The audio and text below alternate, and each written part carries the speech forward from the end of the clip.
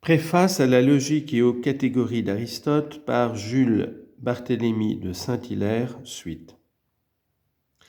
De ces trois éléments de toute science, logique, psychologie, métaphysique, les deux derniers disparaissent en général presque complètement des sciences particulières. La logique, au contraire, y conserve toujours des traces évidentes qui la révèlent. D'où vient cette différence et pourquoi de trois éléments qui sont indispensables à titre égal, deux restent-ils dans l'ombre, tandis que l'autre se produit, si ce n'est dans toute sa lumière, assez clairement du moins, pour qu'on ne puisse le méconnaître? C'est que l'esprit, bien qu'il soit toujours présent à lui-même dans tout acte de connaissance, dans toute science par conséquent, s'abandonne à sa spontanéité et ne revient qu'à grand-peine sur soi. Le dehors l'attire, la nature le séduit et le captive, il n'aperçoit qu'elle et se perd complètement de vue. Il faut qu'il disparaisse à ses propres yeux pour qu'il puisse voir autre chose. La psychologie détruirait la science particulière, de même que le regard, porté sur une seconde chose, nous enlève la vue de la première. D'autre part, la métaphysique ne peut pas subsister dans les sciences plus que la psychologie. La métaphysique s'occupe des lois universelles de l'être. La science ne s'occupe, elle, que d'un être particulier. Ce sont les principes spéciaux, les affections spéciales de cet être qui lui importent. Voilà donc ce qui fait que dans les sciences, la psychologie et la métaphysique se montrent à peine, ou pour mieux dire, ne se montrent pas. En est-il de même de la logique, et peut-elle disparaître de la science aussi complètement que les deux autres? La science peut-elle se passer de la forme comme elle se passe de la réflexion qui est sa cause, comme elle se passe de la métaphysique qui est sa matière? Non, sans doute. La science, sous peine de n'être plus science, doit avoir une forme régulière, systématique, rigoureuse. Plus la science est exacte, plus même sa forme est sévère, et cela est tellement vrai que les mathématiques, dont l'orgueil, pourrait-on dire, c'est adjuger par droit d'excellence le nom général de la science, les mathématiques ont presque la forme pure, la forme idéale de la logique. Elles procèdent par principe et par conséquence. Elles font presque toujours des syllogismes en forme. C'est à peu de choses près de la logique dans toute sa sécheresse et sa pureté. Les mathématiques en tirent vanité, et c'est avec raison. Seulement, il ne faut pas, comme elles le font quelquefois, qu'elles se méprennent sur elles-mêmes et qu'elles essaient de détrôner la logique en se substituant à elle.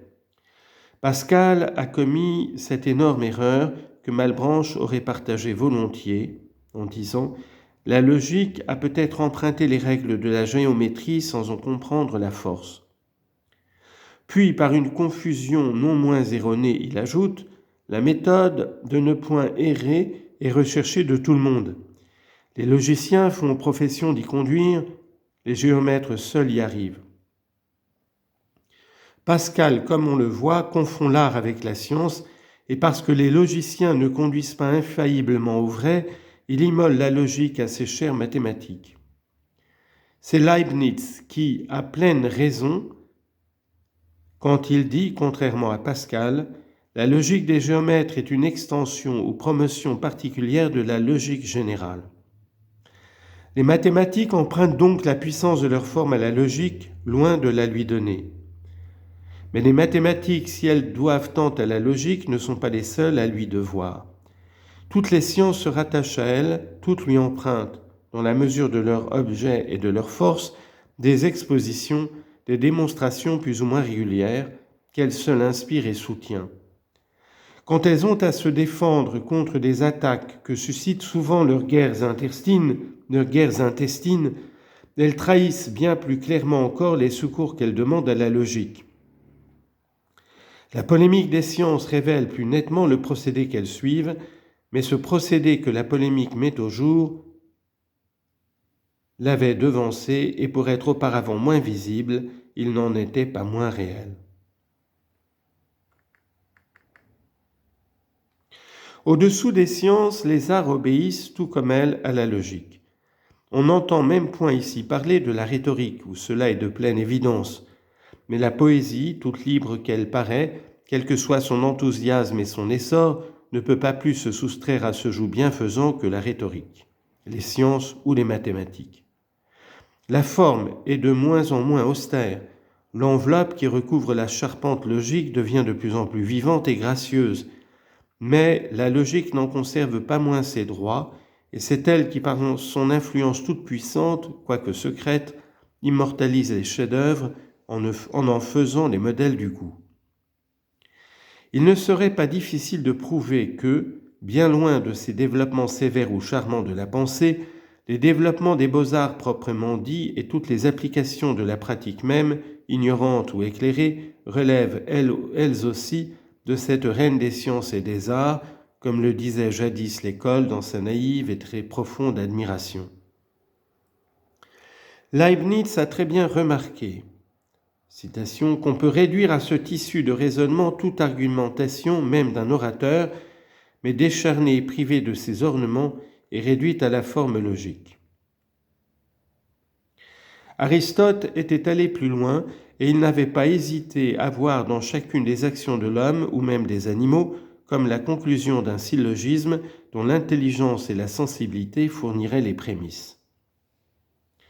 La logique domine donc non seulement les actes réfléchis de la raison, elle domine encore les élans spontanés de l'inspiration, bien plus elle domine les mouvements mêmes de l'obscur instinct. Puisque la logique tient une place si large, il semble qu'il y aurait contradiction à soutenir qu'elle n'est point utile. Si c'est elle au fond qui fait la force de tous les raisonnements, qu'ils soient ou non exprimés par des signes sensibles, si sans elle les mathématiques, les sciences, les arts même ne sont que confusion et désordre inintelligibles, il devrait s'en suivre que l'étude de la logique est la plus haute et la plus urgente de toutes. Base et principe de tout ce que comprend et fait l'intelligence. Pourquoi, si elle était connue d'abord et par elle-même, ne donnerait-elle pas à la raison cet art d'infaillibilité que Leibniz prétendait trouver en elle ? Pourquoi ne serait-elle pas cette mathématique universelle de Descartes et de Leibniz, antérieure à toutes les autres sciences, supérieure à toutes, faite pour les gouverner, parce que seule elle serait digne de cette domination souveraine ? Il n'en est rien pourtant. La royauté décernée par les uns, souhaitée par les autres, n'est qu'un rêve. L'histoire nous l'a prouvé, et l'expérience de chaque jour, qui n'est que la continuation et la préparation de l'histoire tout à la fois, ne nous le prouve pas moins. La logique ne domine pas les sciences au sens où on l'a souvent prétendu. Ce n'est pas la logique qui a fait de Descartes et de Leibniz ses admirateurs, les deux grands génies que nous savons. Ce n'est pas elle qui a fait Aristote, puisqu'il l'a fondé, pas plus qu'elle n'avait fait Socrate et Platon, Hippocrate et Pythagore.